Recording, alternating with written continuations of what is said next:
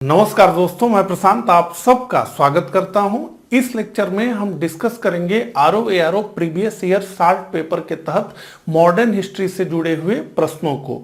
ये इस सीरीज का मेरा 5वां लेक्चर है। इससे पहले इस सीरीज के कुल 4 लेक्चर्स इस चैनल पे अपलोड किए जा चुके हैं, जिन्हें अगर अभी तक आपने ना देखा हो तो आप इस चैनल पे जाकर के उन्हें देख सकते हैं। तो चलिए इसी के साथ इस लेक्चर की शुरुआत करते हैं। तो प्रश्नों पे आए उससे पहले मैं आप सभी को बताना चाहूंगा कि डिकोड एग्जाम की तरफ से आरओ प्रीलिम्स मेंस एक फाउंडेशन बैच बनाया गया है। इस फाउंडेशन बैच के तहत आरओ प्रीलिम्स और मेंस के संपूर्ण सिलेबस को कवर किया जाता है। तो प्रत्येक टॉपिक का वीडियो लेक्चर्स आपको मिलता है, साथ ही पीडीएफ नोट्स मिलती है।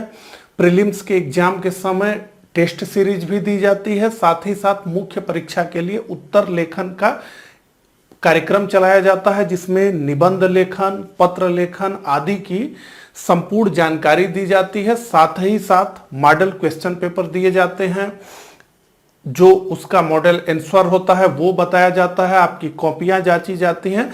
कुल मिलाकर के मैं बताना ये चाहता हूं कि ये जो फाउंडेशन बैच है, अगर आप ने ये तय किया है कि आरओ का एग्जाम आपको देना है, तो ये फाउंडेशन बैच आपके लिए बहुत हेल्पफुल होगा। इसको करने के बाद जितनी चीजें हम लोगों की तरफ से दी गई हैं, उसके बाद किसी किताब को आपको पढ़ने की आवश्यकता नहीं है और मुख्य परीक्षा के लिए भी भरपूर 3-4 महीने तक अभ्यास कार्यक्रम चलाया जाता है, जिससे कि काफी सुधार छात्रों में देखने को मिलता है। ठीक है, तो अगर आप इच्छुक हैं तो संपर्क करने के लिए आप 9506742546 पर हमें व्हाट्सएप कर सकते हैं। आरओ फाउंडेशन बैच लिख करके संपूर्ण जानकारी आपको मिल जाएगी। सभी लेक्चर्स के सभी पीडीएफ्स के डेमो उपलब्ध हैं, आप उन्हें अच्छे से देख सकते हैं, फिर जुड़ने का निर्णय ले सकते हैं। ठीक है, तो चलिए ये तो बात हो गई कोर्स की। अब हम सीधे प्रश्नों पर आ जाते हैं। ठीक है, तो कुल 50 प्रश्नों को हमने मॉडर्न हिस्ट्री से अब तक देख लिया है। अब 51 से हम प्रारंभ करते हैं। तो पहला प्रश्न है, हरिजन के प्रारंभकर्ता थे तिलक, गोखले, गांधी जी और नौरोजी। तो हरिजन एक साप्ताहिक न्यूज़पेपर है, उसके प्रारंभकर्ता कौन थे, यह प्रश्न पूछा जा रहा है। ए में तिलक ऑप्शन है, बी में गोखले और सी में गांधी जी और डी में नौरोजी। तो निश्चित रूप से इसका उत्तर है सी, महात्मा गांधी। तो पूना पैक्ट के पश्चात जो गांधी जी और डॉक्टर अंबेडकर के बीच हुई, गांधी जी ने खुद को अस्पृश्यता निवारण के काम में लगा दिया। अस्पृश्यता के विरोध में वो काम करने लगे, उसे हटाने के लिए काम करने लगे, और उन्होंने जो दलित थे, जो वंचित थे, उनको हरिजन कह करके पुकारा और एक हरिजन यात्रा भी उन्होंने प्रारंभ की। तो उसी श्रृंखला में 1933 में महात्मा गांधी ने हरिजन नामक एक इंग्लिश साप्ताहिक का प्रारंभ किया। तो यह हरिजन वीकली था। तो कुल 3 इसमें हरिजन थे, मतलब न्यूज़पेपर्स। एक इंग्लिश में जिसे हरिजन कहा गया, एक गुजराती में जिसे हरिजन बंधु कहा गया, और एक हिंदी में जिसे हरिजन सेवक कहा गया। तो ये कुल 3 न्यूज़पेपर्स का कंबो था, हरिजन इंग्लिश में, हरिजन बंधु गुजराती में और हरिजन सेवक हिंदी में। ठीक है, चलिए सी हमारा उत्तर है। अगले प्रश्न पे, निम्नलिखित में से कौन सा एक जर्नल अबुल कलाम आजाद द्वारा प्रकाशित है? अल हिलाल, कामरेड, द इंडियन सोशियोलॉजिस्ट, जमींदार। तो अबुल कलाम आजाद द्वारा प्रकाशित जर्नल की बात हो रही है। तो निश्चित रूप से अल हिलाल का नाम काफी सुनने को मिलता है। तो अल हिलाल एक उर्दू साप्ताहिक था, जिसका प्रकाशन अबुल कलाम आजाद द्वारा किया गया। 1912 में इसका प्रारंभ हुआ, लेकिन 1914 में यह बंद हो गया। तो अल हिलाल उत्तर है हमारा 52 का। अगला, नीचे स्वाधीनता संग्रामियों तथा उनके द्वारा प्रारंभ समाचार पत्रों के नाम दिए जा रहे हैं, इनमें से कौन सा जोड़ा गलत है? तो कौन सा जोड़ा गलत है, यह प्रश्न है, पूछा जा रहा है। तो मौलाना आजाद अल हिलाल, लोकमान्य तिलक केसरी, जवाहरलाल नेहरू नेशनल हेराल्ड, और महात्मा गांधी द पायनियर। तो ए बी सी डी में से हमें उत्तर तलाशना है। तो देखिए, लोकमान्य तिलक केसरी ये तो बिल्कुल सुमेलित है। मौलाना आजाद अल हिलाल ये भी सुमेलित है। जवाहरलाल नेहरू नेशनल हेराल्ड ये भी सुमेलित है। लेकिन महात्मा गांधी द पायनियर ये सुमेलित नहीं है। जॉर्ज एलेन ने इसको प्रारंभ किया था 1865 में, द पायनियर को। महात्मा गांधी से जुड़े हुए प्रमुख अखबारों की बात करें तो एक तो नवजीवन, यंग इंडिया काफी प्रसिद्ध रहा। इसके अलावा इंडियन ओपिनियन, इसके अलावा हरिजन। ठीक है, आगे बढ़ते हैं। सूची 1 को सूची 2 से सुमेलित कीजिए। सूची 1 और सूची 2। तो सूची 1 में समाचार पत्र हैं और सूची 2 में उनके प्रकाशकों के नाम है, प्रारंभकर्ताओं के नाम है। ठीक है, ये थोड़ा सा पीछे चला गया है। ये सेकंड ऑप्शन है हमारा बीजी तिलक। ठीक है, चलिए। तो समाचार दर्पण ए, बी मिरातुल अखबार, सी केसरी और डी यंग इंडिया। तो अब हमें सुमेलन करना है। तो यंग इंडिया जैसा कि हम जानते हैं महात्मा गांधी ने प्रारंभ किया। तो डी का 3। आइए ऑप्शन में देखते हैं कि क्या हमें उत्तर मिला। तो डी का 3 हमें ए में भी दिख रहा है और हमें डी में भी दिख रहा है। ठीक है, इसका मतलब है कि न बी हमारा उत्तर होगा न सी हमारा उत्तर होगा। ठीक है, तो हमने एक फैक्ट के जरिए 4 को 2 में बदल दिया है। ये यूपी आरओ प्री 2017 में पूछा गया प्रश्न है, यहां आपको दिख रहा होगा। ठीक है, अब दूसरे ऑप्शन पे देखते हैं। तो दूसरा जो समाचार पत्र काफी प्रसिद्ध है, आपको मॉडर्न हिस्ट्री पढ़ने के दौरान, नेशनल मूवमेंट पढ़ने के दौरान काफी नाम सुनने को मिलेगा। वो 2 अखबार हैं, एक केसरी और एक मराठा। तो केसरी बीजी तिलक, बाल गंगाधर तिलक ने इसे प्रारंभ किया। तो सी का 2। अब सी का 2 हमें कहां दिखता है? तो सी का 2 हमें दिखता है बी में भी और हमें डी में भी दिखता है। तो चूंकि हम जानते हैं कि बी उत्तर हो नहीं सकता है, तो इसका मतलब है कि डी हमारा उत्तर है। तो 54 का जो हमारा उत्तर है वो है डी। ठीक है, आइए आगे बढ़ते हैं। निम्नलिखित युग्मों में से कौन सा सही सुमेलित नहीं है?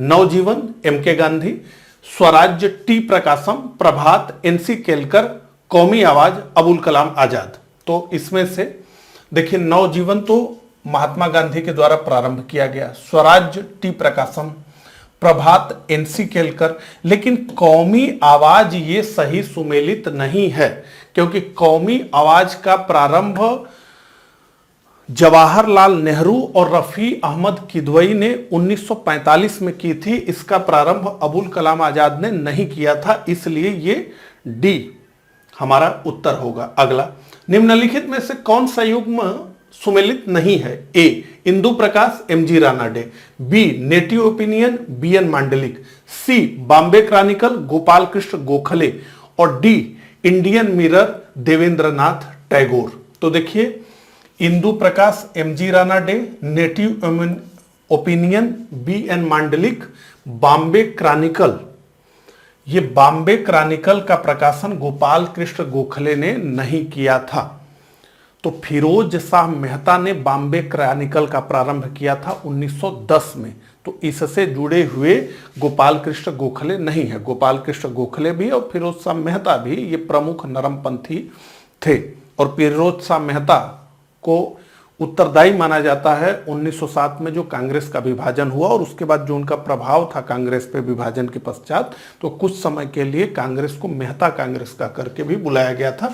तो बॉम्बे क्रॉनिकल गोपाल कृष्ण गोखले नहीं है, बल्कि फिरोज शाह मेहता है। ठीक है, चलिए अगला, कॉमनवेल्थ पत्र किससे जुड़ा है? बीजी तिलक से, एनी बेसेंट से, जी के गोखले से और उपरोक्त में से कोई नहीं। तो ए बी सी डी में से हमारा उत्तर है एनी बेसेंट से कॉमनवेल्थ जुड़ा हुआ है। तो कॉमनवेल्थ का प्रकाशन मद्रास से किया जाता था एनी बेसेंट के द्वारा। और होम रूल लीग आंदोलन में इस समाचार पत्र की काफी चर्चा रही। अगला, किसको भारतीय पुनर्जागरण का पिता कहा जाता है? तो राजा राम मोहन राय, दयानंद सरस्वती, स्वामी विवेकानंद, रामकृष्ण परमहंस। ABCD में से निश्चित रूप से हमारा उत्तर है भारतीय पुनर्जागरण का पिता राजा राम मोहन राय को कहा जाता है। राजा राम मोहन राय को बहुत सारी उपाधियां दी गई हैं, इतनी उपाधियां दी गई हैं कि उसका कोई अंत नहीं है। आइए एक बार देख लें, और इन सभी उपाधियों से प्रश्न पूछा जाता है, ठीक है। तो राजा राम मोहन राय की उपाधियां क्या क्या हैं? तो भारतीय नव जागरण का अग्रदूत, बहुत बार पूछा गया है। भारतीय राष्ट्रवाद का जनक या पैगंबर, आधुनिक भारत के पिता भी इन्हें कहा गया है। अतीत और भविष्य के मध्य इन्हें सेतु भी बताया गया है। नव प्रभात का तारा भी इन्हें कहा गया है। भारतीय पुनर्जागरण का पिता भी कहा गया है। भारत का प्रथम आधुनिक पुरुष भी इन्हें कहा गया है। पत्रकारिता का अग्रदूत, भारतीय भाषाई प्रेस का प्रवर्तक आदि भी इन्हें कहा गया। इतनी सारी उपाधियां हैं, इसमें से कई ठो छूट गई हैं, आप ये जान लीजिए। और इन उपाधियों से प्रश्न पूछा जाता है, तो इसलिए इन उपाधियों को थोड़ा आपको ध्यान में रखना चाहिए, ठीक है। और यहां पे देखें तो राजा राम मोहन राय द्वारा स्थापित संस्थाओं में 1815 में आत्मीय सभा का इन्होंने गठन किया। इस सभा में द्वारकानाथ ठाकुर भी शामिल थे। इसके अलावा राजा राम मोहन राय ने 1816 में वेदांत सोसाइटी की स्थापना की। डच घड़ीसाज डेविड हेयर के सहयोग से 1817 में कलकत्ता में इन्होंने हिंदू कॉलेज की स्थापना की। इन्होंने कलकत्ता में 1825 में वेदांत कॉलेज की स्थापना की, और 20 अगस्त 1828 में कलकत्ता में ब्रह्म सभा या संप्रदाय, जो आगे चल करके बन गया ब्रह्म समाज, उसकी स्थापना इन्होंने की। अगला, ब्रह्म समाज के संस्थापक थे CR दास, महात्मा गांधी, राजा राम मोहन राय, स्वामी दयानंद सरस्वती। तो A CR Das, B Mahatma Gandhi, C राजा राम मोहन राय और D स्वामी दयानंद सरस्वती में हमारा उत्तर है C राजा राम मोहन राय। आइए ब्रह्म समाज की थोड़ी बात कर ली जाए, क्योंकि ब्रह्म समाज से बहुत सारे प्रश्न पूछे जाते हैं। तो सबसे पहले तो ये कि 20 अगस्त 1828 ईस्वी में कलकत्ता में ब्रह्म सभा या संप्रदाय की स्थापना हुई, और इसे ही आगे चल करके ब्रह्म समाज कहा गया। अब ब्रह्म समाज का मुख्य उद्देश्य क्या था? तो हिंदू धर्म में सुधार लाना, सभी धर्मों की अच्छाइयों को अपनाना, मूर्ति पूजा का विरोध, एक ब्रह्म की पूजा का उपदेश देना, ये ब्रह्म समाज के उद्देश्य थे।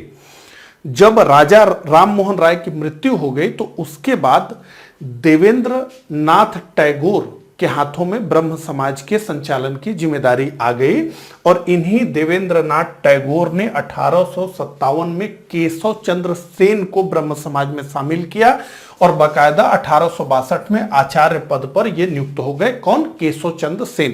केशव चंद्र सेन ने ब्रह्म समाज को काफी आगे बढ़ाया, और केशव चंद्र सेन का बहुत सम्मान लोगों में था, और बहुत ही कुशल नेतृत्वकर्ता केशव चंद्र सेन थे।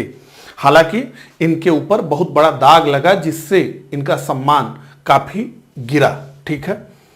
तो वो क्या था? तो केशव चंद्र सेन को यह माना जाता है कि स्त्री शिक्षा के लिए और बाल विवाह के लिए इन्होंने काफी काम किया, और इन्हीं के प्रयासों से 1872 में ब्रह्म विवाह अधिनियम नेटिव मैरिज एक्ट पारित हुआ, और इस नेटिव मैरिज एक्ट के द्वारा यह तय कर दिया गया कि जो लड़का होगा वो 18 वर्ष और जो लड़की होगी वो 14 वर्ष जब पूरा कर लेगी तभी उसका विवाह होगा, उससे पहले नहीं किया जा सकता।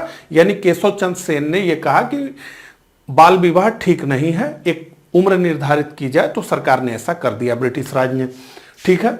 तो लड़कों के लिए 18 वर्ष और लड़कियों के लिए 14 वर्ष। केशव चंद्र सेन का ये बहुत प्रयास करके करवाया गया काम था ब्रिटिश सरकार से, लेकिन केशव चंद्र सेन ने ही इसे नहीं माना, और वो अपनी पुत्री के मोह में 1878 ईस्वी में 12 वर्षीय इनकी पुत्री थी जो अल्पायु थी। इस एक्ट के माध्यम से 14 वर्ष था। हालांकि ये एक्ट स्वैच्छिक था, कोई जबरदस्ती वाली बात नहीं थी, आपको मानना है तो मानिए, नहीं मानना है तो नहीं मानिए टाइप का था। लेकिन तो इन्होंने क्या किया कि अपने 12 वर्ष की अल्पायु पुत्री का विवाह कूच बिहार के राजा के साथ कर दिया।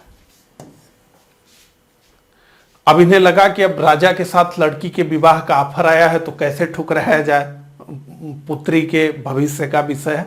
तो ये अपने मार्ग से ही हट गए जिस मार्ग पर ये प्रारंभ से ही चल रहे थे, और जैसे ही इन्होंने ये किया तो ब्रह्म समाज का दूसरा विभाजन हो गया। ब्रह्म समाज का पहला विभाजन कब हुआ? तो ब्रह्म समाज का पहला विभाजन तब हुआ जब देवेंद्रनाथ टैगोर और केशव चंद्र सेन के बीच विवाद की स्थिति हो गई और केशव चंद्र सेन ब्रह्म समाज से अलग हो गए और 1866 में उन्होंने भारतीय ब्रह्म समाज की स्थापना की। अब यहां पर एक महत्वपूर्ण तथ्य मैं आपको और बताना चाहूंगा कि देखिए, अब दो ब्रह्म समाज हो गए 1866 से, एक केशव चंद्र सेन के हाथों में ब्रह्म समाज और एक जो मूल ब्रह्म समाज था वो देवेंद्रनाथ टैगोर के हाथों में रह गया। तो अब जो केशव चंद्र सेन का ब्रह्म समाज था उसे नवीन ब्रह्म समाज कहा गया, लेकिन किताबों में लिखा है कि केशव चंद्र सेन का ब्रह्म समाज आदि ब्रह्म समाज था, जो कि गलत है। केशव चंद्र सेन का जो ब्रह्म समाज था वो भारतीय ब्रह्म समाज था, इसे ही नवीन ब्रह्म समाज कहा गया। और देवेंद्रनाथ टैगोर के हाथों में जिस ब्रह्म समाज की कमान थी, जो मूल ब्रह्म समाज था, उसे आदि ब्रह्म समाज कहा गया। ठीक है। केशव चंद्र सेन से जुड़ा हुआ एक महत्वपूर्ण फैक्ट और है कि 1870 ईस्वी में केशव चंद्र सेन ने स्त्री शिक्षा के लिए इंडियन रिफॉर्म एसोसिएशन, भारतीय सुधार संघ की स्थापना की एवं महिलाओं के लिए बामा बोधनी पत्रिका का इन्होंने संपादन किया। तो ये केशव चंद्र सेन की कहानी हो गई, साथ ही साथ ये ब्रह्म समाज की कहानी हो गई। ठीक है, चलिए अब आते हैं अगले प्रश्न पे। भारतीय राष्ट्रवाद का जनक किसे माना जाता है? गोपाल कृष्ण गोखले, बाल गंगाधर तिलक, सुरेंद्रनाथ बनर्जी और उपरोक्त में से कोई नहीं। तो देखिए, निश्चित रूप से चाहे गोपाल कृष्ण गोखले हो, चाहे बाल गंगाधर तिलक हो, चाहे सुरेंद्रनाथ बनर्जी हो, इन लोगों ने भारतीय राष्ट्रवाद को उभारने का काम किया, लेकिन सर्वप्रथम जिसे हम मानते हैं उनका नाम है राजा राम मोहन राय। इसलिए उत्तर हमारा है डी, उपरोक्त में से कोई भी नहीं।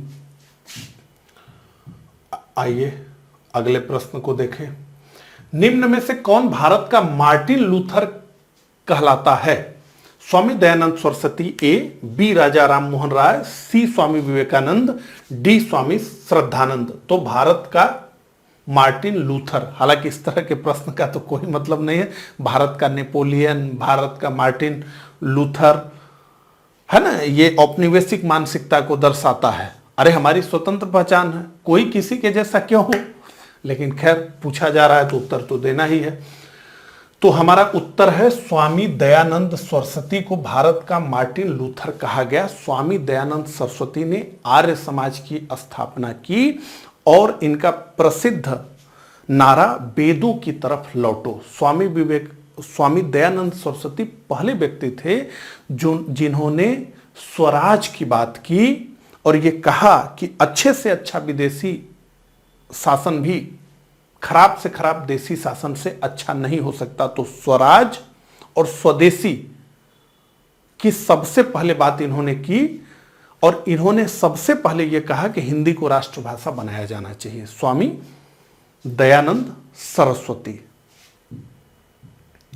अगला, अब यहां पे स्वामी दयानंद सरस्वती के बारे में जो मैंने बताया वही फैक्ट लिखा हुआ है। तो आर्य समाज की स्थापना 1875 में बंबई में की गई। क्या उद्देश्य था आर्य समाज का? तो वैदिक धर्म को पुनः शुद्ध रूप में स्थापित करना। इसलिए दयानंद सरस्वती ने नारा दिया कि वेदों की तरफ लौटो। इनका विश्वास था कि वेद शाश्वत, अपरिवर्तनीय और देवीय हैं। आर्य समाज मूर्ति पूजा, बहुदेवतावाद, अवतारवाद, पशु बलि, झूठे कर्मकांड का विरोध करता था। स्वामी दयानंद सरस्वती ने हिंदी में सत्यार्थ प्रकाश नामक पुस्तक का प्रकाशन किया। ये बहुत प्रसिद्ध पुस्तक है। इसके अलावा आर्य समाज द्वारा 1882 में गायों की रक्षा हेतु गौ रक्षिणी सभा की स्थापना की गई। इसके अलावा दयानंद सरस्वती ने धर्म परिवर्तित हिंदुओं की हिंदू धर्म में वापसी के लिए शुद्धि आंदोलन चलाया। तो हिंदू धर्म में मान्यता ये थी, पहली तो ये कि जन्म के साथ आप हिंदू होंगे, दूसरा ये कि अगर आप हिंदू से कन्वर्ट हो गए, मुस्लिम हो गए, सिख हो गए, तो फिर हिंदू धर्म में वापसी नहीं होगी। स्वामी दयानंद सरस्वती ने इसका विरोध किया और शुद्धि आंदोलन चलाया, कहा कि हम शुद्धि करके फिर से वापस ला देंगे। ठीक है, तो इन्होंने वेद भाष्य और वेद भाष्य भूमिका नामक पुस्तक भी लिखी। ठीक है, जैसा कि मैंने आपको बताया कि इन्होंने कहा कि बुरे से बुरा देसी राज्य अच्छे से अच्छे विदेशी राज्य से अच्छा है। अगला, सत्यार्थ प्रकाश की रचना की गई थी राजा राममोहन राय द्वारा, महात्मा गांधी द्वारा, स्वामी विवेकानंद द्वारा, स्वामी दयानंद सरस्वती द्वारा। तो निश्चित रूप से सत्यार्थ प्रकाश की रचना की गई थी डी, स्वामी दयानंद सरस्वती के द्वारा। अगला, सत्यार्थ प्रकाश पवित्र पुस्तक है, एक ही प्रश्न है, आर्य समाज की, ब्रह्म समाज की, थियोसॉफिकल सोसाइटी की, प्रार्थना समाज की। लेकिन थोड़ा सा प्रश्न को चेंज कर दिया गया पिछले प्रश्न से। देखें तो सत्यार्थ प्रकाश पवित्र पुस्तक है आर्य समाज की। अगला, निम्नलिखित को कालानुक्रम में रखिए। अब ये प्रश्न जो है उत्तराखंड यूडीए एलडीए प्री 2007 का है। तो निम्नलिखित को कालानुक्रम में रखना है।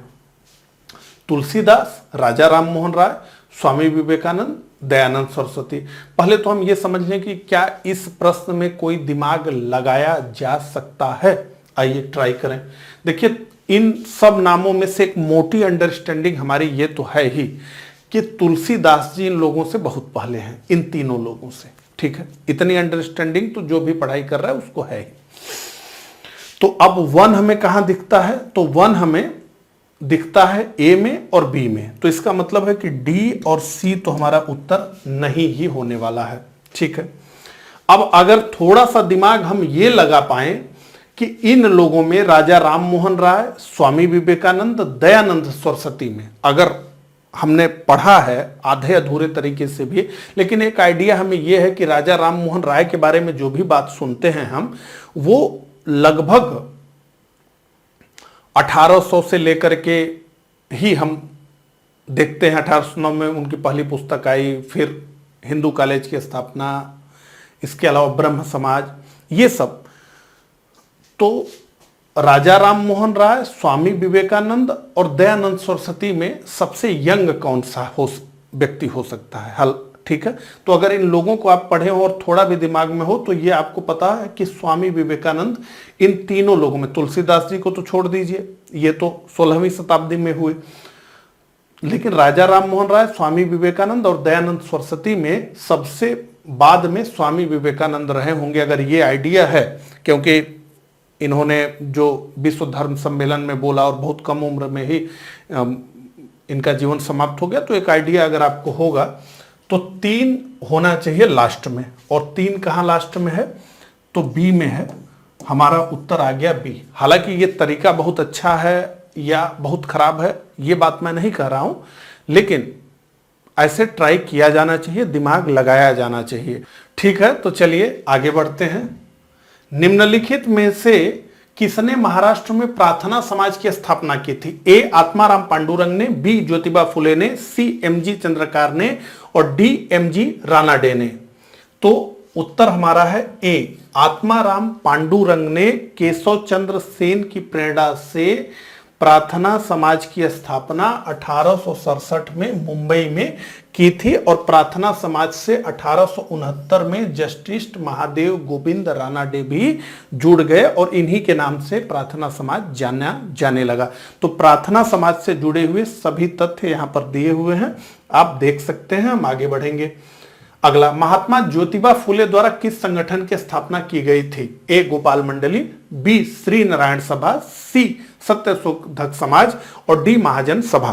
तो देखिए, महात्मा ज्योतिबा फुले से निश्चित रूप से एक प्रश्न जरूर देखने को मिलता है, तो इसलिए इनको पढ़े जाने की जरूरत है। और सत्यशोधक समाज की इन्होंने स्थापना की थी। तो 66 का हमारा उत्तर है सी। आइए व्याख्या देखें। तो ज्योतिबा फुले ने 1873 ईस्वी को बंबई में सत्यशोधक समाज की स्थापना की। क्या उद्देश्य था सत्यशोधक समाज का? तो पिछड़ी जातियों को अपने अधिकारों के प्रति सजग बनाना, ब्राह्मणवादी धार्मिक ग्रंथों की बुराइयों से निम्न जातियों को बचाना और स्त्रियों निम्न जातियों में शिक्षा का प्रसार करना। इन्होंने अपनी पत्नी के साथ मिलकर के पुणे में एजुकेशन सोसाइटी की स्थापना की। और जो बार बार प्रश्न इनसे जुड़ा हुआ पूछा जाता है वो है, इन्होंने गुलामगिरी और सार्वजनिक सत्य धर्म जैसी पुस्तक की रचना की। गुलामगिरी से सैकड़ों प्रश्न जो है प्रीवियस ईयर में पूछे गए हैं लगभग सभी तरह के एग्जाम में। अगला, भारत में थियोसॉफिकल सोसाइटी की सफलता मुख्यतः थी ए एनी बेसेंट के द्वारा, बी कर्नल एच.एस. अलकाट के कारण, सी सर विलियम क्रूक के कारण और डी एम मालवीय के कारण। तो निश्चित रूप से भारत में थियोसॉफिकल सोसाइटी की सफलता मुख्यतः थी एनी बेसेंट के कारण। एनी बेसेंट के कारण ही थियोसॉफिकल सोसाइटी को भारत में जाना भी जाता है। ठीक है,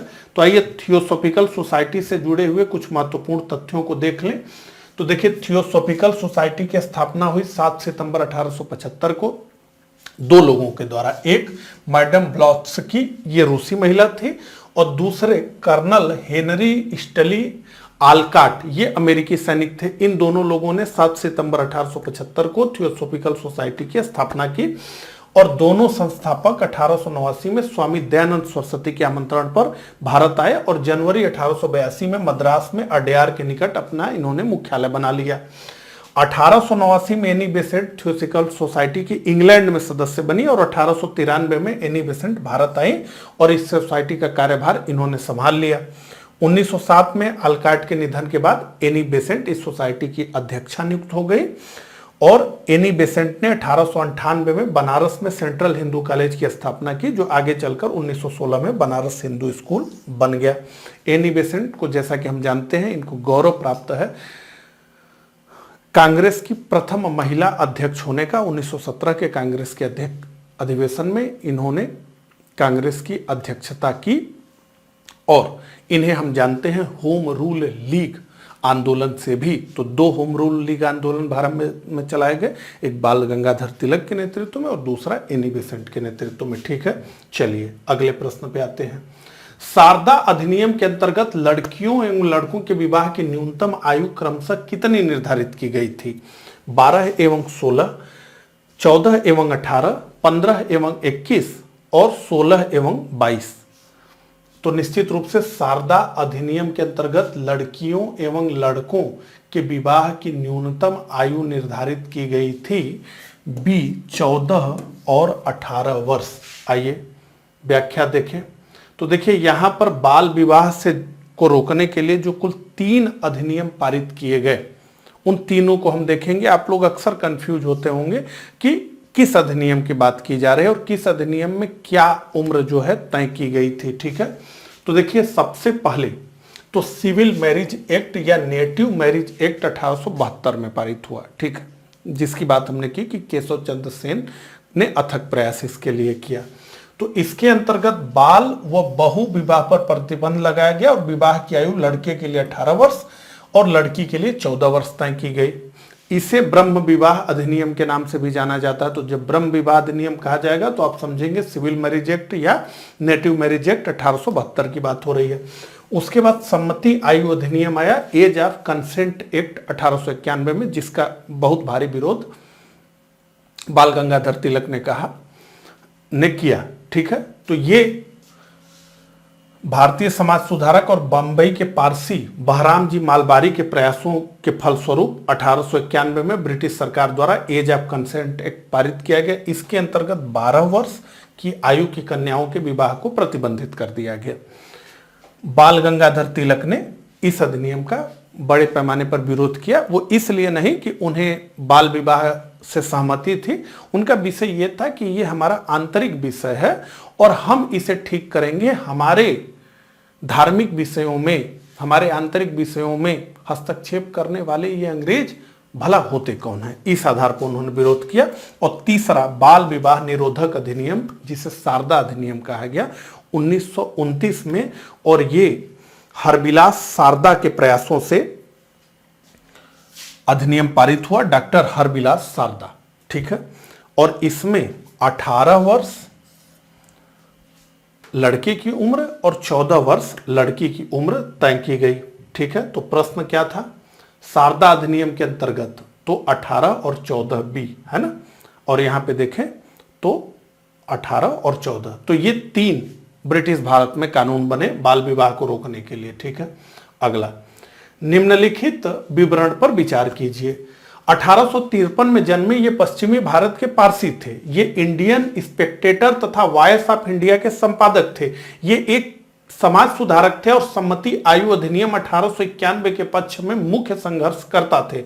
उपरोक्त पैराग्राफ किसके विषय में है? दादा भाई नौरोजी, बी.एम. मालबारी, बी.पी. वाडिया, नौरोजी फरदौन जी। तो निश्चित रूप से बी.एम. मालबारी के विषय में यह कथन कहा गया है। आगे बढ़ते हैं। निम्नलिखित में से कौन सैयद अहमद खान के साथ यूनाइटेड इंडियन पेट्रियाट्रिक एसोसिएशन का संस्थापक था? अब्दुल अजीज ए, बी. मोहम्मदन उल हसन, सी. राजा शिव प्रसाद और डी. गोविंद दास। तो बनारस के राजा शिव प्रसाद, सी, इन्होंने मिलकर के सर सैयद अहमद खान के साथ यूनाइटेड इंडियन पेट्रियार्की एसोसिएशन की स्थापना 1888 में की। यहां पर मैं आपको बताना चाहूंगा, ये बनारस के राजा नहीं थे, इनकी एक उपाधि राजा थी, राजा शिव प्रसाद। ठीक है, तो इन दोनों लोगों ने मिलकर के बनाया United Indian Patriotic Association. Sir Syed Ahmad का मानना यह था कि मुसलमानों को अंग्रेजों का विरोध नहीं करना चाहिए, बल्कि अंग्रेजी राज के साथ सहयोग करके अधिक से अधिक नौकरियों में अपना प्रतिनिधित्व करना चाहिए और अंग्रेजों को अपना मित्र बनाना चाहिए। हालांकि मुस्लिम जनता की भलाई या मुस्लिम युवाओं की भलाई को सोचते सोचते ये इतना अन्य लोगों से कट गए कि ये राष्ट्रीय आंदोलन को पूरी तरीके से मुस्लिम युवाओं को राष्ट्रीय आंदोलन से दूर करने का प्रयास किया और कांग्रेस का विरोध करना प्रारंभ किया। और ये संगठन मूलतः कांग्रेस के विरोध के लिए ही बनाया गया था। ठीक है, चलिए अगला। सूची 1 को सूची 2 से सुमेलित कीजिए। तो सूची 1 में एसोसिएशन है और सूची 2 में उसके प्रारंभकर्ता है। प्रश्न इस तरीके से है और हमें सुमेलित करना है, तो हम सबसे आसान से ही शुरू करने वाले हैं। तो इंडियन एसोसिएशन है ए, बी पूना सार्वजनिक सभा है और सी बंबई प्रेसिडेंसी है और डी मद्रास महाजन सभा है। तो इंडियन एसोसिएशन सुरेंद्रनाथ बनर्जी, बहुत प्रसिद्ध, ठीक है, सुरेंद्रनाथ बनर्जी इंडियन एसोसिएशन के संस्थापक थे। तो ए का 2, तो ए का 2 हमें कहां दिख रहा है? ए में भी दिख रहा है, बी में भी दिख रहा है, तो सी और डी हमारा उत्तर नहीं होगा। दूसरा ऑप्शन पूना सार्वजनिक सभा, तो निश्चित रूप से हम बार बार सुनते हैं कि पूना सार्वजनिक सभा से जुड़े हैं महादेव गोविंद रानाडे। तो बी का 3, तो बी का 3 हमें कहां दिख रहा है? बी का 3 हमें केवल दिख रहा है ए में, और इसलिए 71 का जो हमारा उत्तर है वो है ए। ठीक है, इसी हिसाब से आप सुमेलन कर लेंगे। अगला, भारतीय राष्ट्रीय कांग्रेस का प्रथम अधिवेशन कहां हुआ था? ए कलकत्ता, बी लाहौर, सी बंबई, डी पुणे। तो भारतीय राष्ट्रीय कांग्रेस का प्रथम अधिवेशन हुआ था सी बंबई में। तो गोकुल दास तेजपाल संस्कृत विद्यालय में कांग्रेस का अधिवेशन 1885 में हुआ था, दिसंबर के महीने में, एग्जैक्ट कहें तो 28 दिसंबर को। कुल 72 प्रतिनिधियों ने इसमें भाग लिया था और एयो ह्यूम, एलेन ऑक्टेवियन ह्यूम इसके संस्थापक थे। ठीक है, तो सी हमारा उत्तर है। अगला, भारतीय राष्ट्रीय कांग्रेस का 1885 में महासचिव कौन था? एयो ह्यूम, दादा भाई नौरोजी, डब्ल्यू.सी. बनर्जी, फिरोज शाह मेहता। तो एयो ह्यूम 1885 में भारतीय राष्ट्रीय कांग्रेस का महासचिव था। तो जनरल सेक्रेटरी और एयो ह्यूम बहुत लंबे समय तक रहे। आप कमेंट बॉक्स में कमेंट करके बताइए कि कितने लंबे समय तक एयो ह्यूम महासचिव थे कांग्रेस के। ठीक है, तो 1885 के अधिवेशन में तो यही महासचिव थे और डब्ल्यू.सी. बनर्जी ये अध्यक्ष थे कांग्रेस के। अगला, निम्नलिखित में से कौन भारतीय राष्ट्रीय कांग्रेस का प्रथम अध्यक्ष था? ए ह्यूम थे, एस.एन. बनर्जी थे, सी डब्ल्यू.सी. बनर्जी थे और डी दादा भाई नौरोजी थे। तो निश्चित रूप से डब्ल्यू.सी. बनर्जी थे भारतीय राष्ट्रीय कांग्रेस के प्रथम अध्यक्ष। अगला, भारतीय राष्ट्रीय कांग्रेस के सर्वप्रथम मुस्लिम अध्यक्ष थे? ए अबुल कलाम आजाद, बी रफी अहमद किदवई, सी एम.ए. अंसारी, डी बदरुद्दीन तैयब जी। तो ए बी सी डी में से हमारा उत्तर है बदरुद्दीन तैयब जी। तो कांग्रेस के तीसरे अधिवेशन की अध्यक्षता बदरुद्दीन तैयब जी ने की और बदरुद्दीन तैयब जी कांग्रेस के प्रथम मुस्लिम अध्यक्ष थे। और अबुल कलाम आजाद बहुत कम उम्र में कांग्रेस के अध्यक्ष रहे और साथ ही साथ बहुत लंबे समय तक लगातार कांग्रेस के अध्यक्ष रहने का इन्हें गौरव प्राप्त है। अगला, भारतीय राष्ट्रीय कांग्रेस का प्रथम निर्वाचित यूरोपीय अध्यक्ष था। ए ह्यूम थे, जॉर्ज यूले थे, सी अल्फ्रेड बेब थे, एनी बेसेंट थे। तो बी हमारा उत्तर है 76 का जॉर्ज यूले। भारतीय राष्ट्रीय कांग्रेस के चौथे अधिवेशन जो आयोजित किया गया इलाहाबाद में, उसकी अध्यक्षता जॉर्ज यूले ने की। ये प्रथम अंग्रेज और प्रथम ईसाई अध्यक्ष थे कांग्रेस के। ठीक है, तो अब यहां पर हम आ जाते हैं। यहां पे देखिए कांग्रेस के महत्वपूर्ण अधिवेशन है, और भी अधिवेशनों के चार्ट को हम देखेंगे, लेकिन अभी 4 अधिवेशन की बात हम करते हैं। आपको एक आइडिया हो जाएगा कि किस प्रकार से हम पढ़ते हैं अपने जो है क्लास में, कि सारी चीजें आपको एक क्रम से दिमाग में बैठा दी जाती हैं। तो ये जो हम लोगों ने आरओ के कोर्स में पढ़ाया है उसी की पीपीटी है। तो देखिए यहाँ पे एक क्रम से सारी चीजें लिखी गई हैं। जैसे प्रथम अधिवेशन कहाँ हुआ, 1800 किस समय हुआ, 85 में। कहाँ हुआ, बंबई में हुआ।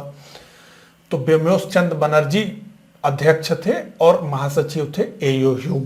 ठीक है, कहाँ हुआ, तो गोकुलदास तेजपाल संस्कृत विद्यालय बंबई में आयोजित हुआ। कुल कितने प्रतिनिधियों ने भाग लिया, 72 प्रतिनिधियों ने। तो लगभग चौथे सम्मेलन तक प्रतिनिधियों की संख्या पूछी जाती है कि कांग्रेस के इस पहले सम्मेलन में, दूसरे सम्मेलन में कितने प्रतिनिधियों ने भाग लिया।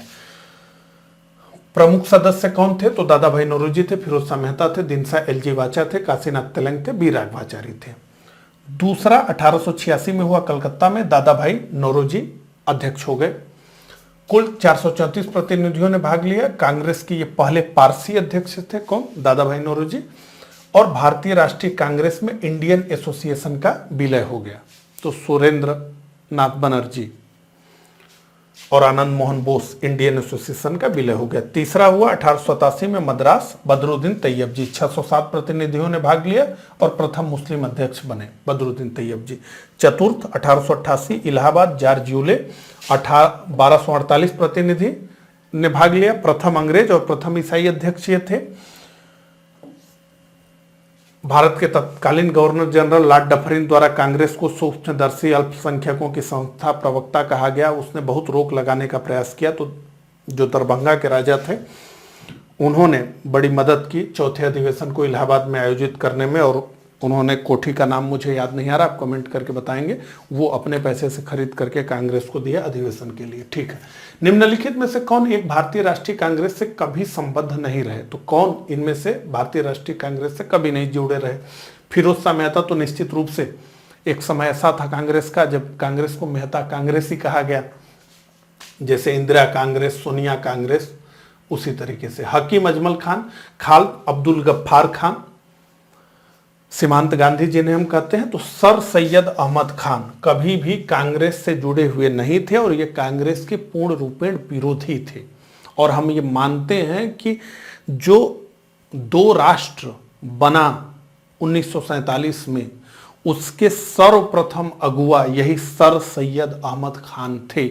इन्होंने ही मुस्लिम युवाओं को ये समझाया कि कांग्रेस की सदस्यता तुम्हें नहीं लेनी है, ब्रिटिश सरकार की भक्ति तुम्हें करनी है। और मुस्लिम हितों को सर सैयद अहमद खान ने ही राष्ट्रीय आंदोलन के ऊपर रख दिया। तो राष्ट्रीय आंदोलन इनके लिए नीचे हो गया और मुस्लिम हित ऊपर हो गए।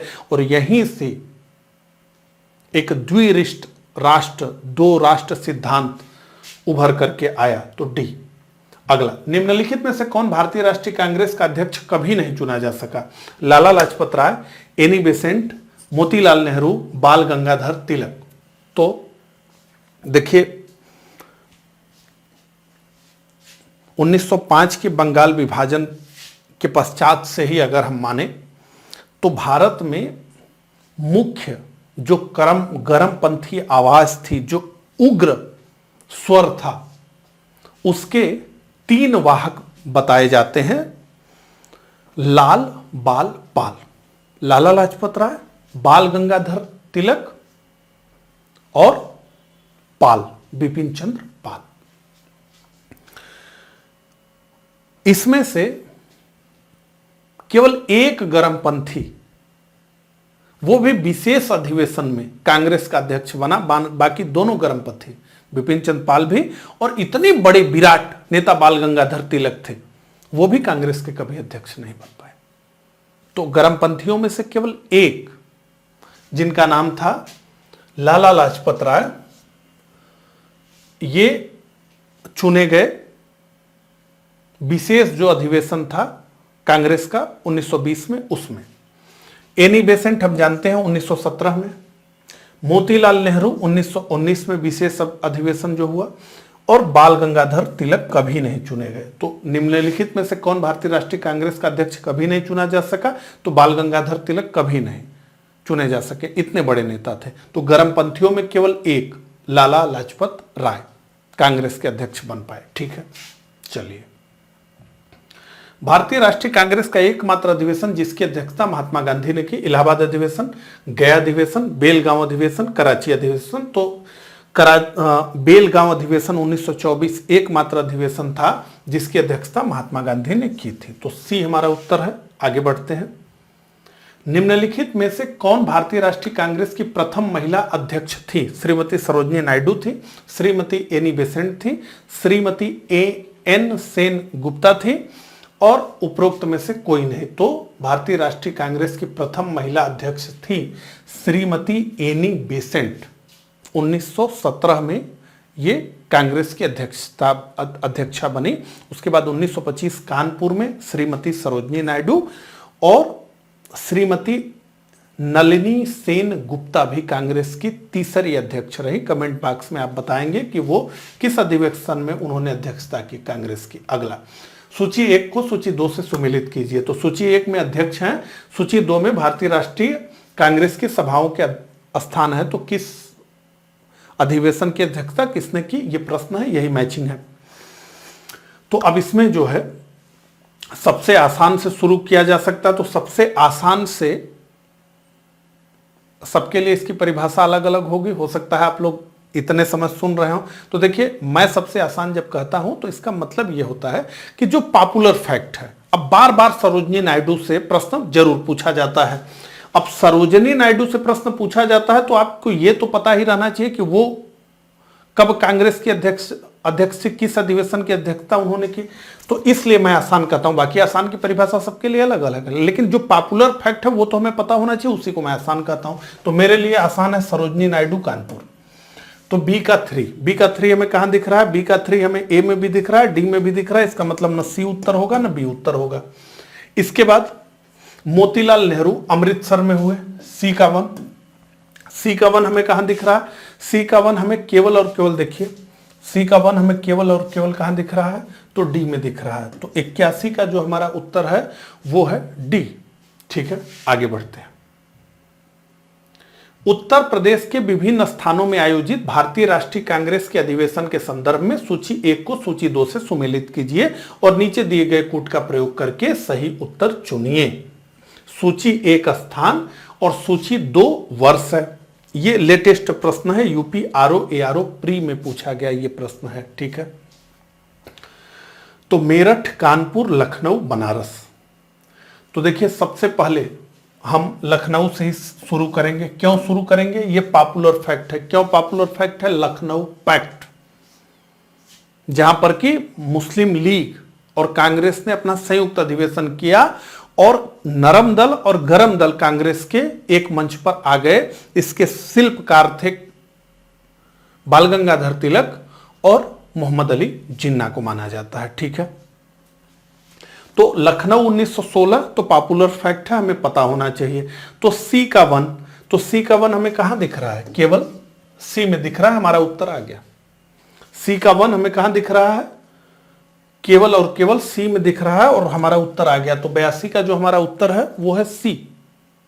आप देखिए कितनी आसानी से, जबकि यह लेटेस्ट प्रश्न है, एकदम नया प्रश्न है, लेकिन उसके बाद भी एक ही ऑप्शन से हमने उत्तर निकाल लिया। ठीक है, तो ए का 3 मेरठ 1946, बी का 4 कानपुर 1925, सी का 1 लखनऊ 1916 और डी का 2 बनारस। गोपाल कृष्ण गोखले ने बनारस अधिवेशन की अध्यक्षता की थी। ठीक है, तो अब और ज्यादा जो है चार्ट आ गए। तो देखिए 1905 का अधिवेशन बनारस में हुआ, गोपाल कृष्ण गोखले ने अध्यक्षता की। बंगाल विभाजन के निर्णय की आलोचना की गई। बंगाल विभाजन के बाद यह हुआ, स्वदेशी और बहिष्कार का समर्थन किया गया। इसके बाद कलकत्ता का अधिवेशन था। कलकत्ता में नरमपंथी और गरमपंथी, गरम दल और नरम दल आमने सामने आ गए अध्यक्ष पद को लेकर के। गरमपंथियों ने कहा कि हमारा अध्यक्ष होगा, नरमपंथियों ने कहा हमारा अध्यक्ष होगा। लेकिन अंततः झगड़े की स्थिति को देखते हुए नरमपंथियों ने कहा कि दादा भाई नौरोजी अध्यक्ष होंगे, जबकि दादा भाई नौरोजी की उम्र उस समय अत्यधिक हो गई थी, अध्यक्ष पद के उपयुक्त तो वो नहीं थे। लेकिन गरमपंथी भी दादा भाई नौरोजी का सम्मान करते थे और नरमपंथी भी सम्मान करते थे। बहुत अधिक सम्मान दादा भाई नौरोजी का था, तो इसलिए दोनों लोग मान गए। लेकिन यहाँ पे पहली बार स्वराज शब्द का प्रयोग किया गया और सूरत, यहाँ कांग्रेस का विभाजन हो गया। और जो मैंने आपको बताया 1916 लखनऊ एससी मजमूदार, तो नरम दल और गरम दल एक हुए। मुस्लिम लीग और कांग्रेस का संयुक्त अधिवेशन हुआ और यहीं पर तिलक ने कहा, बाल गंगाधर तिलक ने, कि स्वराज मेरा जन्म सिद्ध अधिकार है और मैं इसे लेकर रहूंगा। और ये ऐतिहासिक वाक्य बन गया। ठीक है, इसी प्रकार से आप आगे भी देख सकते हैं। जैसा कि हमने बात किया एनी बेसेंट की, तो कलकत्ता अधिवेशन प्रथम महिला अध्यक्ष थी। अमृतसर की भी बात हमने की तो मोतीलाल नेहरू। इसके अलावा महात्मा गांधी की बात हमने की, बेलगाम। इसके अलावा सरोजनी नायडू की बात की, कानपुर 1925 प्रथम भारतीय महिला अध्यक्ष थी और इस तरह के से दूसरी महिला अध्यक्ष थी। इसके अलावा मेरठ की बात हमने की तो जेबी कृपलानी। इसके अलावा मौलाना अबुल कलाम आज़ाद, इनसे जुड़े हुए दो तथ्यों की हमने बात की। तो मौलाना आज़ाद सबसे कम उम्र कांग्रेस के अध्यक्ष बने 1923 दिल्ली के विशेष अधिवेशन में, और आज़ादी से पूर्व सबसे लंबे समय तक 1940 से 46 तक ये कांग्रेस के अध्यक्ष रहे। इस दौरान कांग्रेस का कोई भी सम्मेलन आयोजित नहीं रहा, तो ये इतने लंबे समय तक कांग्रेस के अध्यक्ष रहे। ठीक है, अब आ गए हम अगले प्रश्न पे। किसने भारतीय राष्ट्रीय कांग्रेस पर प्रार्थना, याचना तथा विरोध की राजनीति करने का आरोप लगाया? लाला हरदयाल, बाल गंगाधर तिलक, सुभाष चंद्र बोस, सरदार भगत सिंह। तो उत्तर निश्चित रूप से है बी, बाल गंगाधर तिलक। उन्होंने प्रार्थना, याचना और विरोध की राजनीति का आरोप लगाया। तो गर्मपंथी राजनीति का क्या मानना था, उसकी क्या अवधारणा थी, और भारत में नरमपंथी राजनीति की क्या मांग थी, उसकी क्या अवधारणा थी, उसकी क्या नीति थी, इसे हमने बड़े विस्तार से समझा हुआ है। गर्मपंथी वर्सेस नरमपंथी, तो ये बात बाल गंगाधर तिलक ने कहा। अब कांग्रेस से जुड़े महत्वपूर्ण कथन हैं जो हर एग्जाम में पूछे जाते हैं। एक बार हम रिवीजन कर लें। हम जानते हैं समय ज्यादा लगता है, लेकिन फिर भी मैं सोचता हूं कि अधिक से अधिक फैक्ट आपको पकड़ा सकूं। केवल ये जो है सेशन प्रैक्टिस सेशन ना बने, इससे कुछ लर्निंग भी हमें मिले। ठीक है, तो लॉर्ड डफरिन ने क्या कहा, कई बार पूछा गया है, कांग्रेस जनता के उस अल्पसंख्यक वर्ग का प्रतिनिधित्व करती है जिसकी संख्या सूक्ष्म है। तो सूक्ष्मदर्शी अल्पसंख्यकों की संस्था बताया कांग्रेस को लॉर्ड डफरिन ने। लॉर्ड कर्जन, कांग्रेस अब लड़खड़ा रही है और जल्द ही गिरने वाली है। मेरा सबसे बड़ा मकसद भी यही है कि मेरे भारत प्रवास के दौरान ही इस पार्टी का अंत हो जाए। तो बंगाल विभाजन लॉर्ड कर्जन ने किया। बंकिम चंद्र चटर्जी ने क्या कहा, आनंद मठ, कांग्रेस के लोग पदों के भूखे हैं। तो इन्होंने कहा कांग्रेस के लोग पदों के भूखे हैं। लाला लाजपत राय, प्रमुख गर्मपंथी, इन्होंने क्या कहा, तो इन्होंने कांग्रेस अधिवेशनों को शिक्षित भारतीयों का वार्षिक राष्ट्रीय मेला कहा और कहा कि ये शिक्षित भारतीयों का वार्षिक राष्ट्रीय मेला है, 2-3 दिन के लिए आते हैं, आपस में हालचाल करते हैं, फिर 1 साल के लिए चले जाते हैं। बाल गंगाधर तिलक ने कांग्रेस को चापलूसों का सम्मेलन और कांग्रेस के अधिवेशनों को छुट्टियों का मनोरंजन कहा। तो कहा कि दिसंबर के महीने में आ जाते हैं, आराम से मौज लेते हैं। केवल अधिवेशनों में भाषण देकर अगले 1 वर्ष तक शांत रहने की कांग्रेसी नेताओं की प्रवृत्ति की, मतलब मंच मिल गया, अधिवेशन शुरू हो गया, भाषण दिया और उसके बाद जाकर के 1 साल फिर सो गए, अगले साल फिर आकर प्रकट हो गए। इस प्रवृत्ति को बाल गंगाधर तिलक ने क्या कहा कि यदि हम वर्ष में एक बार मेढक की भांति टर्राएंगे तो हमें कुछ नहीं मिलेगा। ठीक है, बरसात के मौसम में पीले मेढक टर्राते हैं ना एक बार। इसके अलावा कांग्रेस से जुड़े महत्वपूर्ण तथ्य, बहुत महत्वपूर्ण तथ्य हैं ये, इसलिए मैं जल्दी जल्दी पढ़ करके आपको बताना चाहूंगा। ठीक है, तो लॉर्ड डफरिन कांग्रेस की स्थापना के समय भारत का वायसराय और गवर्नर जनरल था। इसी ने कांग्रेस का उपहास उड़ाया था और कहा था कि कांग्रेस सूक्ष्मदर्शी अल्पसंख्यकों की जनप्रतिनिधित्व वाली संस्था है। इसके अलावा बंबई के गवर्नर के रूप में लॉर्ड विलिंगटन ने कांग्रेस के बंबई अधिवेशन 1915 में भाग लिया था। फिर जैसा कि हम जानते हैं कि लॉर्ड विलिंगटन भारत का गवर्नर जनरल और वायसराय बन गया और इसका कार्यकाल था 1931 से 1936 तक। तो ये प्रश्न पूछा जाता है अक्सर कि किस भारत के गवर्नर जनरल और वायसराय ने कांग्रेस के सम्मेलन में हिस्सा लिया था। ठीक है, तो ये इसके अलावा 1926 ईस्वी में आयोजित कांग्रेस के गुवाहाटी अधिवेशन, जिसकी अध्यक्षता श्रीनिवास आयंकर ने की थी, उसमें सभी कांग्रेसियों को खद्दर पहनना अनिवार्य बना दिया गया। इसके अतिरिक्त 1937 में आयोजित कांग्रेस का फैजपुर जो अधिवेशन था, यह कांग्रेस का पहला अधिवेशन था जो गांव में आयोजित किया गया। तो गांव में आयोजित होने वाला अधिवेशन था कांग्रेस का फैजपुर अधिवेशन। इसके अतिरिक्त नेली सेन गुप्ता या नलिनी सेन गुप्ता इंग्लिश में लिखा हुआ है। ठीक है, इसका अलग अलग तरह से लोग प्रोनाउंसिएशन करते हैं, कोई नलिनी कोई नेली सेन गुप्ता। तो ये भारतीय राष्ट्रीय कांग्रेस की तृतीय महिला अध्यक्ष थी। ठीक है, तो दो को तो आप निश्चित रूप से जानते ही होंगे अभी तक, लेकिन इनको भी जान लीजिए, तीसरी थी। इन्होंने 1933 में कलकत्ता में संपन्न कांग्रेस के 48वें अधिवेशन की अध्यक्षता की थी और नैली सेन गुप्ता एक ब्रिटिश महिला थी, भारतीय नहीं थी, लेकिन इन्होंने एक भारतीय जतेंद्र मोहन सेनगुप्त से विवाह किया था। ठीक, 1933 के कांग्रेस अधिवेशन के अध्यक्ष मदन मोहन मालवीय चुने गए थे, किंतु उनके जेल में होने के कारण नेली सेन गुप्ता को कार्यकारी अध्यक्षा बनाया गया। तो ये मालवीय जी अध्यक्ष थे, लेकिन ये जेल में थे, तो इस नाते से नलिनी सेन गुप्ता को कार्यकारी अध्यक्ष बनाया गया। 1930, 1935, 1941 से 1945 के मध्य कांग्रेस का अधिवेशन आयोजित नहीं हुआ। आचार्य जेबी कृपलानी भारत की आजादी के समय भारतीय राष्ट्रीय कांग्रेस के अध्यक्ष थे। उन्होंने वर्ष 1946 में मेरठ में आयोजित भारतीय राष्ट्रीय कांग्रेस के अधिवेशन की अध्यक्षता की और आचार्य कृपलानी के इस्तीफे के बाद डॉक्टर राजेंद्र प्रसाद कांग्रेस के कार्यवाहक अध्यक्ष बने। आजादी के पश्चात कांग्रेस का प्रथम अधिवेशन जयपुर में आयोजित किया गया, जिसकी अध्यक्षता पट्टाभी सीतारामैया ने की। महात्मा गांधी ने आजादी के पश्चात कांग्रेस को समाप्त करने की बात कही। उन्होंने कहा कि कांग्रेस का उद्देश्य जो था वो पूरा हो गया, देश आजाद हो गया, आप कांग्रेस को समाप्त कर दीजिए। इसी बात को अभी भी विपक्षी दल कहते हैं कि अरे महात्मा गांधी ने तो स्वयं कहा है कि कांग्रेस को समाप्त करिए। अगला, निम्न में से किस एक को लाला लाजपत राय ने अपना राजनीतिक गुरु माना? गेरीबाल्डी को, विवेकानंद को, दादा भाई नौरोजी को, मैजनी को? तो निश्चित रूप से 84 का उत्तर हमारा है डी, इटली के क्रांतिकारी मैजनी को इन्होंने अपना गुरु माना। अगला, बीडी सावरकर द्वारा स्थापित गुप्त संगठन था युगांतर समिति, अनुशीलन समिति, हिंदुस्तान रिपब्लिकन एसोसिएशन, अभिनव भारत। तो वीर सावरकर द्वारा स्थापित संगठन था अभिनव भारत। 1904 में इसकी स्थापना बीडी सावरकर ने की। अगला, निम्नलिखित में से किसे भारतीय अशांति के जनक के रूप में जाना जाता है? ए ह्यूम, दादा भाई नौरोजी, लोकमान्य तिलक, महात्मा गांधी? तो वैलेंटाइन सिरोल ने लोकमान्य तिलक को भारतीय अशांति का जनक कहा। सी उत्तर है। इस तरह का प्रश्न नहीं पूछा जाना चाहिए, क्योंकि बाल गंगाधर तिलक का नाम इस प्रश्न में क्या लिखा है? लोकमान्य तिलक। लोकमान्य का क्या अर्थ हुआ?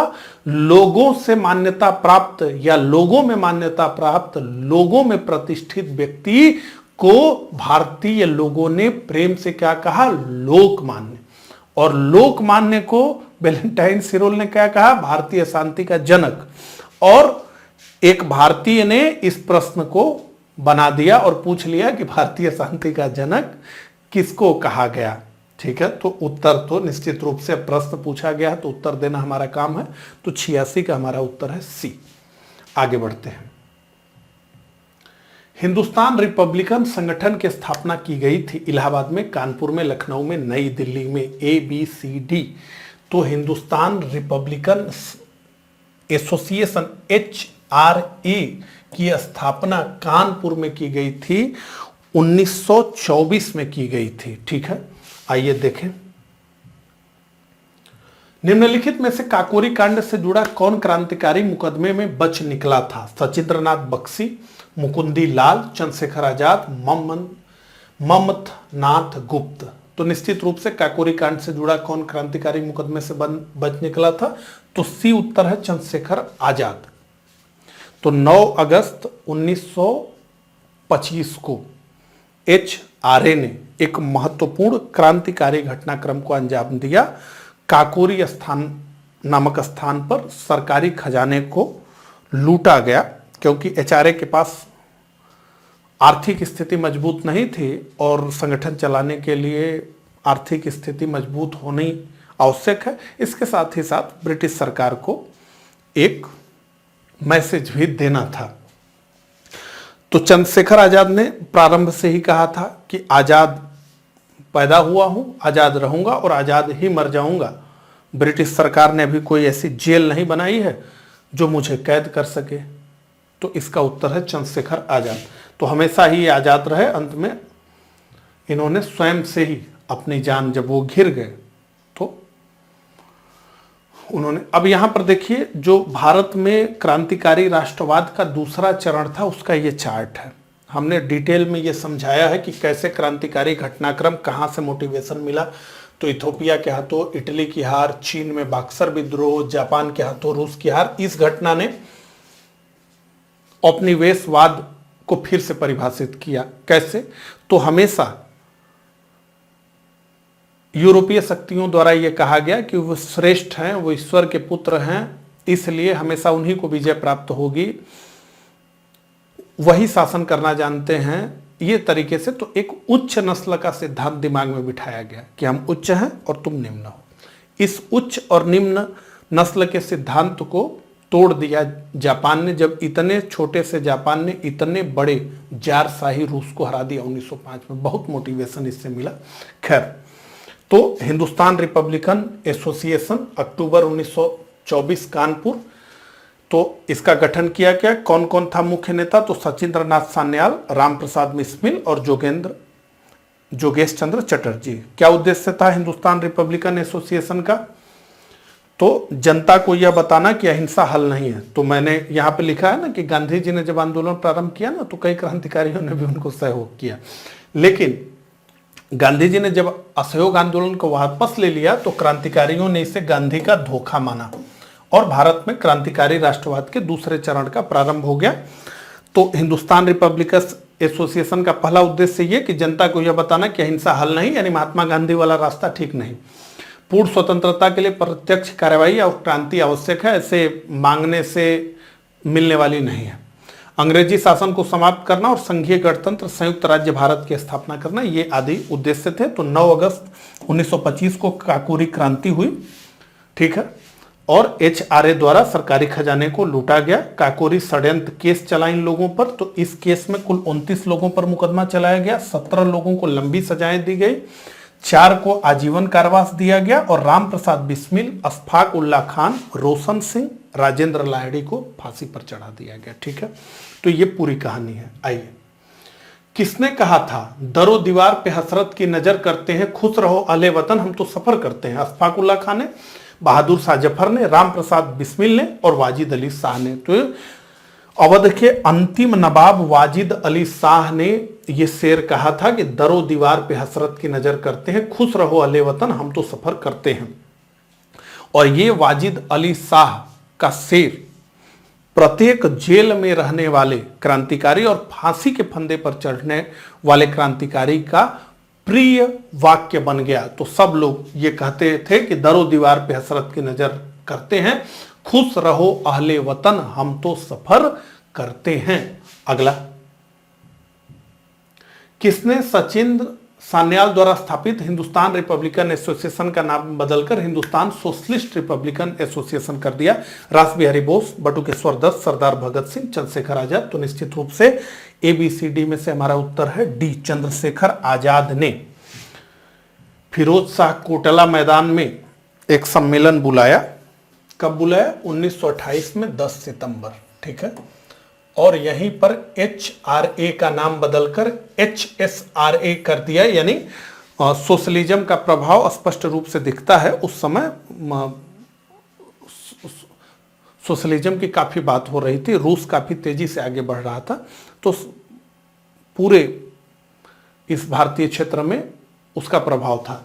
तो HRA का नाम बदल करके क्या कर दिया गया, HSRA यानी हिंदुस्तान रिपब्लिकन एसोसिएशन में अब और क्या जोड़ दिया गया, हिंदुस्तान सोशलिस्ट रिपब्लिकन एसोसिएशन। संस्थापक चंद्रशेखर आजाद, उद्देश्य भारत में समाजवादी गणतंत्रवादी सरकार की स्थापना करना। ठीक है, ये फिर उसके बाद पूरी कहानी दी गई है। हमने इसी तरीके से एक क्रम से जो है चीजों को पढ़ते हैं।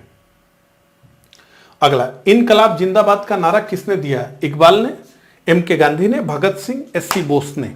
तो देखिए, इनकलाब जिंदाबाद का नारा हसरत मोहानी ने दिया, सी है, लेकिन भगत सिंह को ही हम इसमें से उत्तर मानेंगे। इन्होंने इस वाक्य को प्रसिद्ध किया और इसमें जो है हसरत मोहानी नहीं है। लेकिन अगर ऑप्शन में हसरत मोहानी आ जाए तो आपको हसरत मोहानी ही टिक करना है, यहां पर वो ऑप्शन में नहीं है, तो भगत सिंह को ही हमने ट्रिक किया है, सी। अगला, भगत सिंह ने सेंट्रल असेंबली में बम फेंका था चंद्रशेखर आजाद के साथ, सुखदेव के साथ, बटुकेश्वर दत्त के साथ, राजगुरु के साथ, ABCD। तो भगत सिंह ने सेंट्रल असेंबली में बम फेंका था बटुकेश्वर दत्त के साथ। हम जानते हैं कि भगत सिंह को तो फांसी हो गई, लेकिन बटुकेश्वर दत्त को काला पानी की सजा हुई, और काला पानी की सजा जब वो काट करके आए और भारत आजाद हो गया, तो आजाद भारत में बटुकेश्वर दत्त के साथ कैसा व्यवहार किया गया, ये डिटेल में मैंने बताया था, ठीक है, क्लास में। अगला, भगत सिंह को उनके दो साथियों के साथ 23 मार्च 1931 को फांसी दी गई थी। वो दो साथी कौन थे, राजगुरु और सुखदेव, सुखदेव और BK दत्त, राजगुरु और BK दत्त, चंद्रशेखर आजाद और सुखदेव। ठीक है, तो बटुकेश्वर दत्त को तो फांसी नहीं हुई, काला पानी हुई। उन्होंने चिट्ठी भी लिखी कि अब आपको तो फांसी हो रही है, अब आप तो चले जाएंगे, लेकिन अब हमें काला पानी जा रहा है। काला पानी की सजा बहुत खतरनाक सजा होती थी, ठीक है। तो भगत सिंह, राजगुरु और सुखदेव को 23 मार्च 1931 को फांसी दी गई। तो 93 का हमारा उत्तर है ए। अगला, काकोरी षड्यंत्र केस में प्रधान आरोपी पंडित राम प्रसाद बिस्मिल को उत्तर प्रदेश के किस शहर में फांसी दी गई। ये लेटेस्ट प्रश्न है, जबकि ये रिपीटेड प्रश्न है। अभी आगे हम देखेंगे। अब आप समझिए कि काकोरी षड्यंत्र केस प्रधान आरोपी पंडित राम प्रसाद बिस्मिल को उत्तर प्रदेश किस शहर में फांसी दी गई। अब लोगों को लगता है कि प्रश्न अब रिपीट नहीं हो रहे हैं, ऐसा कुछ भी नहीं है, प्रश्न बिल्कुल रिपीट हो रहे हैं, ठीक है। तो फांसी दी गई राम प्रसाद बिस्मिल को उत्तर प्रदेश के गोरखपुर जेल में। तो बी हमारा उत्तर है 94 का। अगला प्रश्न देखिए, उसी तरह का प्रश्न है, निम्नलिखित में से किस क्रांतिकारी की फांसी गोरखपुर जेल में हुई। तो प्रश्न तो लगभग सेम ही है ना, मूल तो उसका एक ही है ना। तो ये तो देखिए, राम प्रसाद बिस्मिल, राजेंद्र लाहिड़ी, रोशन सिंह, अशफाक उल्ला खान। तो राम प्रसाद बिस्मिल को फांसी हुई गोरखपुर जेल में, राजेंद्र लाहिड़ी को फांसी हुई गोंडा के जेल में, रोशन सिंह को फांसी हुई इलाहाबाद के जेल में, अशफाक उल्ला खान को फांसी हुई फैजाबाद के जेल में। और इन लोगों से जुड़े हुए प्रश्न जरूर पूछे जाते हैं, तो ध्यान रखिए, राम प्रसाद बिस्मिल गोरखपुर, राजेंद्र लाहिड़ी गोंडा, रोशन सिंह इलाहाबाद और अशफाक उल्ला खान फैजाबाद। ठीक है, चलिए अगला, निम्नलिखित में से कौन एक उग्रवादी नहीं था। आप देखिए, उग्रवादी अभी थोड़ा सा शब्द बहुत ठीक नहीं लगता है, गर्मपंथी कहा जा सकता है, गर्म दल के कहा जा सकता है, लेकिन ठीक है। फिरोज शाह मेहता, तो फिरोज शाह मेहता तो प्रमुख नरमपंथी थे। गोपाल कृष्ण गोखले पर प्रमुख नरमपंथी थे। बिपिन चंद्र पाल निश्चित रूप से लाल बाल पाल के पाल, बिपिन चंद्र पाल। 96 का हमारा उत्तर है सी। आगे बढ़ते हैं। इनमें से कौन उग्र राष्ट्रवाद के उल्लेखनीय नेताओं में से नहीं था। गोपाल कृष्ण गोखले, बिपिन चंद्र पाल, लोकमान्य तिलक, लाला लाजपत राय। तो लाल बाल पाल और गोपाल कृष्ण गोखले प्रमुख नरमपंथी नेता थे। ठीक है, तो ये हमारा उत्तर है। अगला, निम्नलिखित में से किस महिला क्रांतिकारी ने दीक्षांत समारोह में अपनी उपाधि ग्रहण करते समय अंग्रेज गवर्नर कुलाधिपति पर गोली चलाई थी। शांति घोष ने, सुनीति चौधरी ने, बीना दास ने, कल्पना दत्त ने। तो निश्चित रूप से बीना दास ने। अब आपका टास्क ये है कि शांति घोष, सुनीति चौधरी और कल्पना दत्त के बारे में कमेंट बॉक्स में मुझे जरूर बताएं, ठीक है। अगला, निम्नलिखित घटनाओं पर विचार कीजिए और उन्हें काल क्रमानुसार व्यवस्थित कीजिए। पहला, करजन वायली की हत्या। दूसरा, खुदीराम बोस को मृत्युदंड। तीसरा, बाल गंगाधर तिलक द्वारा केसरी समाचार पत्र का प्रारंभ। और चौथा, अबुल कलाम आजाद द्वारा अल हिलाल समाचार पत्र का प्रारंभ। देखिए यहां मैं आपको बताना चाहूंगा कि 2016 का जो री एग्जाम था आरओ का, वहीं से देखेंगे तो प्रश्न आरओ में बहुत खतरनाक स्तर से जो है पूछे जाने लग रहे हैं, यानी कि बहुत अलग तरह का कॉम्बिनेशन बना करके प्रश्न आ रहा है। काफी कठिन प्रश्न हो गया है, जिसमें एग्जामिनर ने यह तय कर दिया है कि या तो आपको आता है या नहीं आता है, आप दिमाग लगा करके प्रश्न का उत्तर नहीं निकाल पाएंगे। ये देखिए एकदम लेटेस्ट प्रश्न है, यूपी आरओ प्री 2021 का प्रश्न है ये। और इसमें क्या है, तो एक तरफ हत्या, दूसरी तरफ मृत्युदंड, तीसरी तरफ समाचार पत्र का प्रकाशन। अब बताइए ये कैसा कॉम्बिनेशन है। ठीक है, तो ये कठिन प्रश्न है, आइए प्रयास करते हैं। तो इसमें काला क्रमानुसार इसको व्यवस्थित करना है। तो अगर हमें दिमाग लगाना हो तो एक दिमाग तो हम लगा सकते हैं कि इन चारों घटनाओं में मोटे तौर पे हमें यह पता है कि केसरी समाचार पत्र का प्रकाशन सबसे पहले हुआ होगा। ये किस तर्क पे मैं कह रहा हूं, तो बस मेरा तर्क इतना है कि बाल गंगाधर तिलक की आयु को हम देखें तो उनके कार्यों को देखेंगे तो हमें समझ आ जाएगा कि ये पहले का ही होगा। अगर इतना दिमाग नहीं लगा सकते तो कोई बात नहीं, लेकिन अगर ये लग सकता हो लॉजिक, तो आप ये जान लीजिए कि 3 पहले होगा तो बी उत्तर नहीं होगा और सी उत्तर नहीं होगा। तो कम से कम ए और डी में कोई भी भगवान राम का नाम लेकर के हम निशान लगाने के लिए स्वतंत्र है। खैर, तो आइए देखते हैं। देखिए, बाल गंगाधर तिलक द्वारा केसरी का प्रकाशन हुआ 1881 में। इसके बाद खुदीराम बोस को मृत्यु दंड दिया गया अगस्त 1908 में। खुदीराम बोस और प्रफुल्ल चाकी, इन दोनों लोगों ने मुजफ्फरपुर के कुख्यात न्यायाधीश किंग्सफोर्ड की गाड़ी पर बम मारा। हालांकि किंग्सफोर्ड बच गया, वो पीछे था। उसी की तरह की गाड़ी कैनेडी के परिवार की थी, तो उसमें जो है कैनेडी के परिवार की महिलाएं मारी गई। तो अगस्त 1908 में इन्हें फांसी दी गई। 18 वर्ष की उम्र थी खुदीराम बोस की। इसके बाद करजन वायली की हत्या हुई 1909 में। इंडिया हाउस के मदन लाल धिंगरा ने लंदन में करजन वायली की हत्या कर दी। इसके बाद अल हिलाल का प्रकाशन हुआ 1912 में। ठीक है, तो सबसे पहले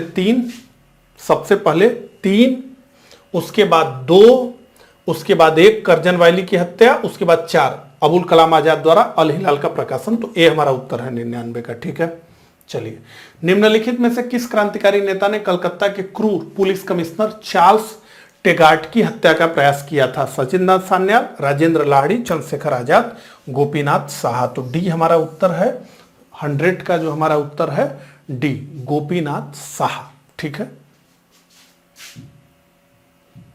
तो इस प्रकार से कुल 50 प्रश्नों को हमने देखा आरओ प्रीवियस ईयर में जो मॉडर्न हिस्ट्री से पूछे गए थे।